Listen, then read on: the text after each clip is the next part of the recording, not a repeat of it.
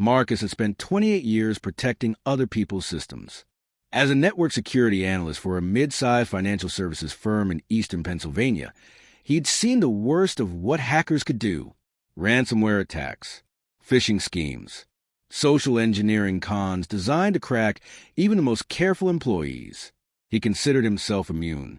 At 53, Marcus had the kind of hard-earned skepticism that only comes from decades in cybersecurity. He didn't click suspicious links. He verified sources. He trusted his instincts. But instincts, it turns out, are just patterns. And the right person with the right approach can learn to work around any pattern. In the spring of 2023, Marcus's life had begun to fracture in ways he never anticipated. His marriage of 19 years ended quietly. No drama, just a slow acknowledgement that two people had grown into strangers living under the same roof. The divorce finalized in August. 3 months later, his employer, the company he'd helped save from a devastating cyber attack just 2 years prior, informed him that his position was being eliminated. Budget restructuring. Nothing personal. 28 years. Gone in a 15-minute meeting. At the time, it felt like rock bottom. He didn't know what rock bottom actually looked like. Not yet. Marcus moved into a smaller apartment. He started fresh. He focused on what mattered. His 2 children, ages 14 and 11, who split time between his place and their mothers. He was determined to be present for them, to show them that setbacks don't define you. That fall, his younger son was diagnosed with a chronic autoimmune condition. The news hit Marcus hard, but he channeled his fear into action. He researched. He connected with support groups. And one evening in late September, he did something uncharacteristic. He posted publicly on social media. It was the first public post he'd ever made. A simple message about his son's diagnosis, raising awareness, asking friends and family to learn the warning signs. Vulnerable in a way Marcus rarely allowed himself to be. Looking back, that post was a door he never should have opened. A few days later, someone left a comment. A woman with a warm smile in her profile photo. She praised him for speaking out. She mentioned that the platform had suggested him as a friend. Marcus didn't respond, but he looked at her profile. Attractive, stylish, working in fashion, according to her bio, based in New York City. He added her. It seemed harmless. Her name was Elise. Or at least, that's what she called herself. Elise Morgan, 44 years old, originally from Singapore, she claimed, but living in Manhattan for the past several years. She worked in marketing for a luxury fashion conglomerate with offices off Madison Avenue. Marcus verified everything he could. The parent company existed. The building existed. Her photos passed reverse image searches. Nothing suspicious came up when he searched her name. He was careful. He always was. 2 days after they connected, Elise video called him unexpectedly. Mid-afternoon, a Tuesday. Marcus answered, slightly caught off guard, but curious. They talked for 15 minutes. She was exactly who her profile said she was. Same face. Same jewelry he'd noticed in her photos. Her accent matched her story. Faint traces of her childhood in Singapore, softened by years in the States. She apologized for the random call. Said she just wanted to see if he was real. She'd had bad experiences with fake profiles before. It felt normal, human, a little awkward in that charming first conversation way. They started messaging daily after that. At first, it was just small talk. The weather, work stress, restaurant recommendations. But gradually, the conversations grew longer, deeper, more personal. Elise told him about her family back in Singapore, her difficult relationship with her father, her dream of retiring early and traveling. She asked about his divorce without prying. She listened. For a while, nothing felt wrong. The messages started earlier each day. 7 a.m. text saying good morning. Midnight voice notes wishing him sweet dreams. They talked through holidays, through quiet weekends, through everything. Marcus found himself smiling at his phone more than he had in years. Those old love songs from the 80s, the ones about finding someone who just gets you, he'd always thought they were naive, sentimental. The fantasy of people who hadn't been ground down by real life. Now he wondered if maybe he just never met the right person.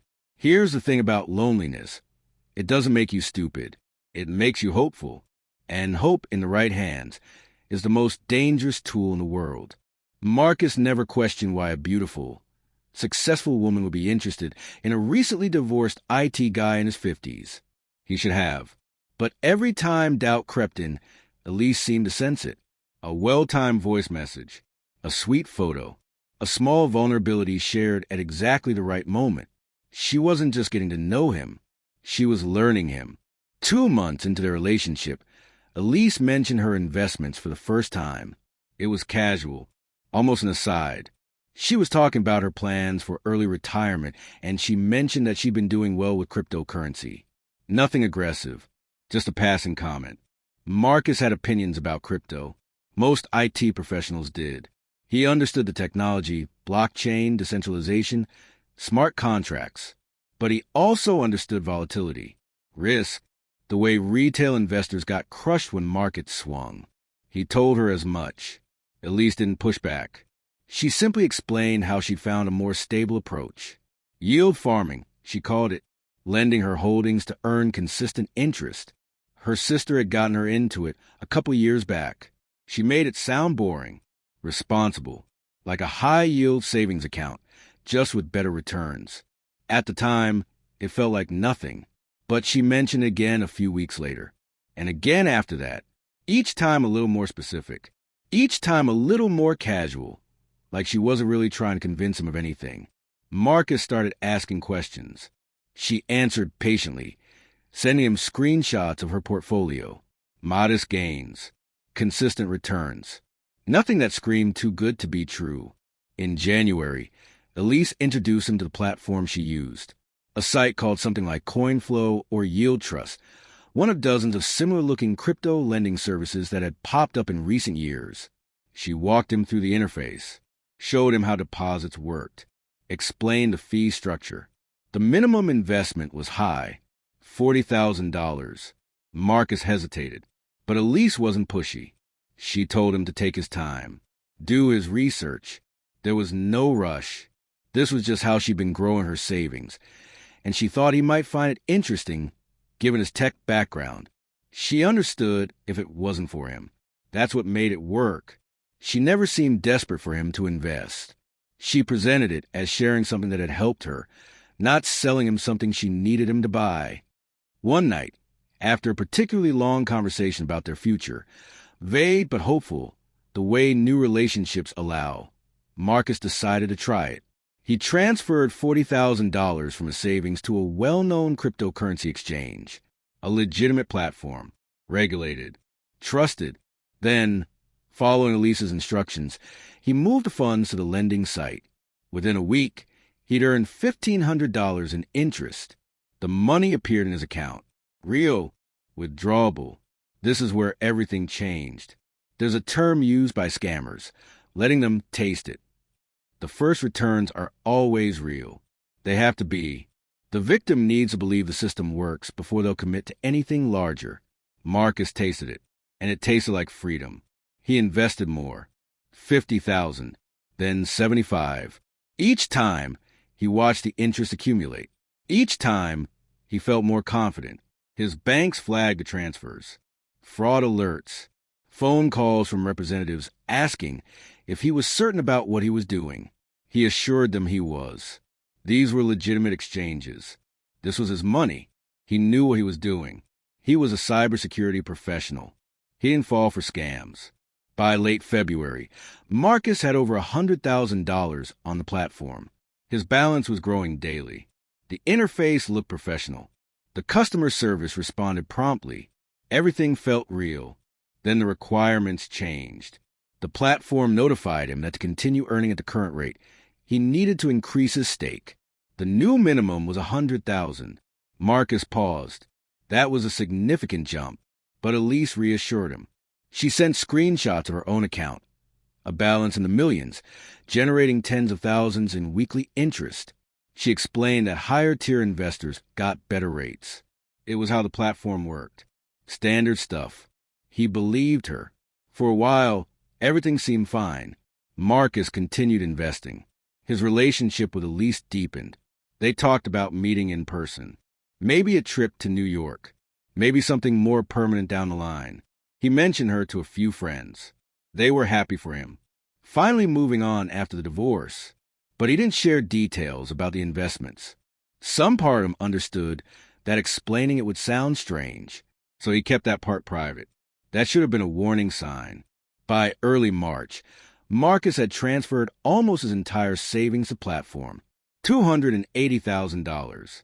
Everything he had, his children's college funds, his retirement cushion, his emergency reserves, all of it, sitting in an account controlled by people he'd never met, accessed through a website he'd been introduced to by a woman he'd never touched. But that wasn't the worst part. The minimum investment requirement spiked again, $500,000. Marcus didn't have that kind of money. Not anymore. Elise had a solution. She would transfer him $250,000 from her own account.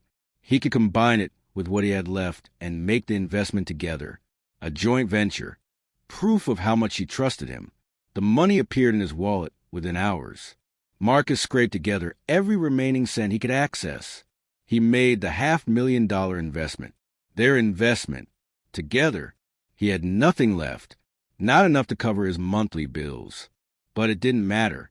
In a week, he'd make a small withdrawal to cover expenses, and the rest would keep growing. One final push before everything got easier. The withdrawal didn't go through. Marcus tried again. Nothing. The interface showed his balance, healthy, growing, but when he attempted to move funds out, the transaction failed. He contacted customer support. A representative responded within hours. Polite, professional. They explained that before any withdrawals could be processed, he needed to pay a gas settlement fee, 5.6% of his total account value, to cover back-end blockchain operations. 5.6% of his balance was roughly $30,000. Marcus didn't have $30,000. He didn't have $3,000. He had nothing. He messaged Elise. No response. He called. Voicemail. He sent voice notes. Read receipts, but no replies. Hours passed. Then a day. Then two. He refreshed his messages constantly, watching the signal indicator, willing her to appear. She'd always responded before. Always. From 7 a.m. to midnight, without fail. For months. Now silence. There was one last message. A brief text explaining that she was dealing with a family emergency in Singapore. She'd be in touch soon. That was it. Marcus sat in his apartment, staring at his phone, trying to calculate what had just happened.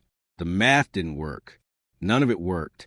On the third day, his best friend sent him an article, something he'd seen online about a type of fraud called pig butchering. The term comes from the idea of fattening a pig before slaughter. The victim is the pig. The scammer spends months building trust, emotional connection, even love, all to maximize the eventual payout. Marcus read the description, the social media contact, the slow-building romance, the cryptocurrency platform, the escalating investments, the fee that locks the victim out. It was a perfect match. Every detail, every step, every moment of the past 5 months. His world didn't fall apart. It had never been together in the first place. He'd just been too deep inside the lie to see it. Marcus filed a report with the FBI's Cybercrime Division. He contacted the IRS. He spoke with local law enforcement. He reached out to a cyber intelligence firm that specialized in tracing stolen cryptocurrency. The investigation led somewhere unexpected. The platform Marcus had used, along with dozens like it, was connected to a sprawling criminal operation base in Southeast Asia. Forced labor compounds where traffic workers were made to run romance scams around the clock. Thousands of victims worldwide. Billions of dollars stolen. One of the alleged masterminds had recently been indicted on wire fraud and money laundering charges. Another had been arrested and extradited. Authorities had seized significant assets. But victims like Marcus were told recovery might take years, if it happened at all. He borrowed against his retirement account to cover 6 months of living expenses. He still doesn't sleep well. He still checks his messages sometimes, half expecting Elise to reappear with an explanation. She won't. There's a particular cruelty to this kind of scam. It's not just about money.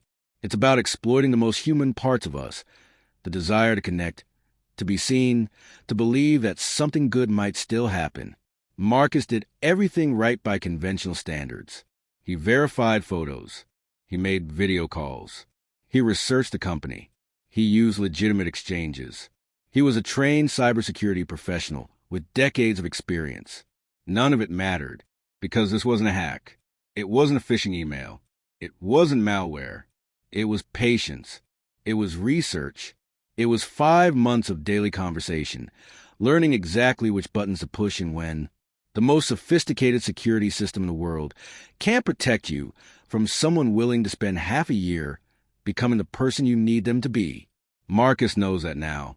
He still works in IT, still protects systems, still teaches others about digital security.